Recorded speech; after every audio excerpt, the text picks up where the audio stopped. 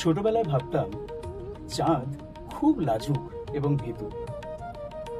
ভোর হলেই রাতের স্নিগ্ধ চাঁদ সূর্যের উজ্জ্বল রশ্মির দাপটে কেমন যেন আকাশের কোনো নির্জন স্থানে গিয়ে লুকিয়ে পড়ত। তবে আজকের প্রজন্ম সে কথা বিশ্বাস করে না, কারণ ওরা জানে চাঁদ কখনো হারিয়ে যায় না।